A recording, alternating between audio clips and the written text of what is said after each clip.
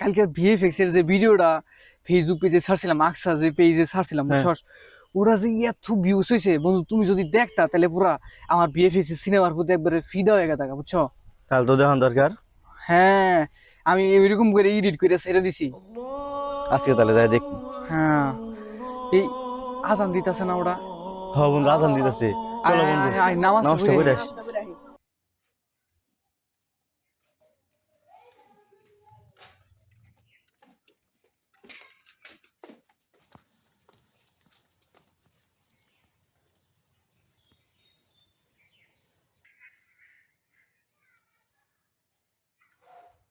হুজুর আসসালামু আলাইকুম। ওয়ালাইকুম আসসালাম ওয়া রাহমাতুল্লাহি।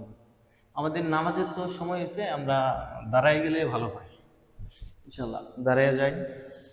হ্যাঁ, আল্লাহু আকবার। আসসালামু আলাইকুম ওয়া রাহমাতুল্লাহ। আসসালামু আলাইকুম ওয়া রাহমাতুল্লাহ। ইনশাআল্লাহ বাকি নামাজ পর আমাদের যে অপসংস্কৃতি বৈশাখী মেলা, তো বৈশাখী মেলা সম্পর্কে কিছু কোরআন হাদিসের আলোকে আলোচনা হবে। ইনশাআল্লাহ সকলে বসে যাও। তো আল্লাহ তাআলা আমাদেরকে সকল প্রকার পাপ কাজ, অপসংস্কৃতি, অশ্লীল কাজ থেকে সবাইকে হেফাজত করুক। আমিন। তাহলে হুজুর আমরা তো এই হারাম বিষয় সম্পর্কে জানতে পারলাম আর সতর্ক হইতে পারলাম, তাহলে আবার অবশ্যই দেখা হবে ইনশাল্লাহ। আসি, আসসালামু আলাইকুম। ওয়ালাইকুম আসসালাম। ইনশাআল্লাহ।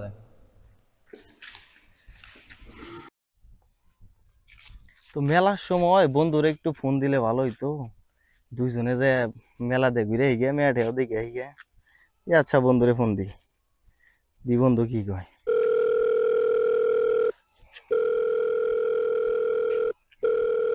হ্যালো বন্ধু। বন্ধু কও, কি কবা? মেলা তো শুরু হয়েছে, যাবা না?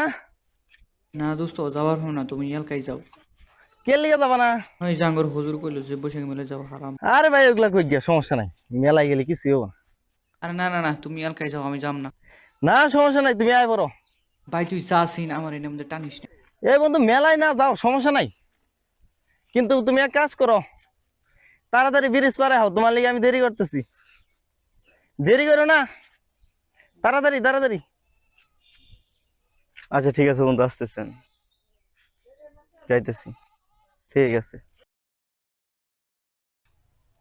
বন্ধুরে কখন ফোন দিলাম, এখনো বন্ধু আয় হারলো না, কি করি?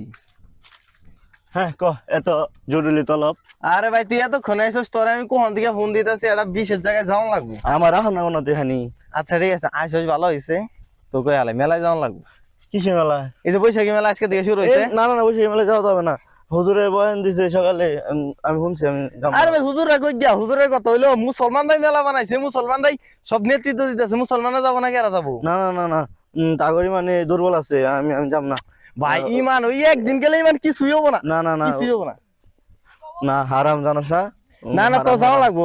তুই মেলায় গেলে মেয়া আছে, নাগরদোলা আছে, কত যাত্রাপালা সব আছে, সব কিছু দেখে আমি। নাজুবিল্লাহ নাজুবিল্লাহ, আল্লাহ আরো যাবো না। এর ভাই আল্লাহ তাআলা জি শাস্তি দিব, কঠিন শাস্তি। আর আমি বুঝলি না, বুঝছস? আই যাই ঘুরে গিয়ে মেলায় গেলে লাভ আছে, বুঝছস না? যামু তো যামু, যাই ঘুরামু, সমস্যা নাই, এই যাই। তুই তো চাইবি না রে। আচ্ছা আমি যাইতে রাজি আছি এক কারণে, কারো কিন্তু এই কথা কোন যাবো না। আচ্ছা কারোর এই কমু না, আমি আর তুই টুস করে যাই ঘুরে আইবো, ঠিক আছে? আচ্ছা ঠিক আছে। বন্ধু আসতে তো চাইলি না, দেখছস? হ্যাঁ মেলায় যে আমরা আইসেই বললাম অবশেষে, দেখবি তোর ভালো লাগবে অনেক। দেখ বন্ধু তুই তো আসতে চাইলি না, অনেক কিছু আছে মেলায়, তো সব জায়গায় যদি ইসলামকে দেখবার চাও তাহলে দেবো না। মেলায় আবা, আনন্দ করবা, খাবা, আর যা যা করবার চাও মেলাতে করতে পারবা। এই যে এখানে দেখতেছো কিন্তু অনেক দোকান আছে, এখানে স্টল দিছে, ফুচকা দোকান আছে, আরো তুমি যা চাও বন্ধু আসলে বুঝলা না। তো সারাদিন পরে এখন বিকাল বেলা একটু আসতে চাইছি, তাও পছন্দ হয় না। তাও আরো দেখি যে মেলায় কোনো নাটক হবো, রাত্রে নাটক হবো, আবার সমস্যা কি? তারপরে যে কোনো লটারি খেলা দিছে, লটারি লটারি আছে, করার কিচ্ছু নাই। যে দেখো তুমি সবাই একই কাজ করে, আর করার কিচ্ছু নাই, বুঝছো? এই এই কি হইছে? এই বন্ধু, এই বন্ধু, এই বান্ধে বান্ধে এই বন্ধু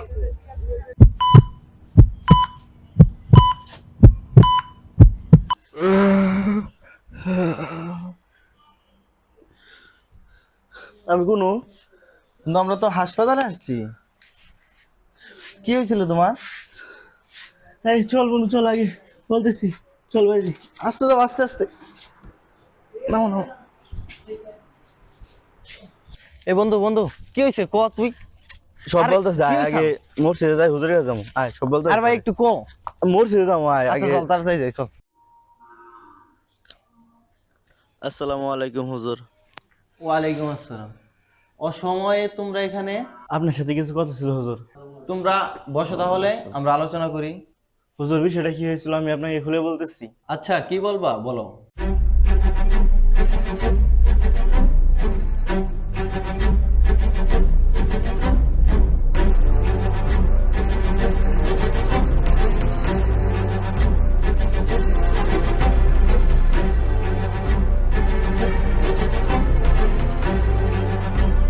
ভাই তুমি যেই কথাটা বললে এতে কিন্তু তোমার আল্লাহ তাআলার শুকর আদায় করা উচিত। কারণ তুমি যে অবস্থা থেকে ফেরত এসেছো, অনেকে কিন্তু এই অবস্থা থেকে ফেরত আসে না। আল্লাহ তাআলা হয়তো তোমাকে অনেক পছন্দ করে, যে কারণে তোমাকে ওই অবস্থা থেকে ফিরিয়ে নিয়েছে। তো এমত অবস্থায় তোমার উচিত যে আল্লাহ তাআলার বেশি বেশি করে শুকর আদায় করা এবং শুকরের যে 2 রাকাত নামাজ আদায় করা এবং 5 ওয়াক্ত নিয়মিত নামাজ আদায় করা। আমার লাশ কাফন হয়েছে সারা, আমি চোখ বুজে দেখি আমার লাশ কাফন হয়েছে সারা, সেই লাশ থেকে ভাসে আতরের ঘ্রাণ, কাঁদিছে আপন যারা।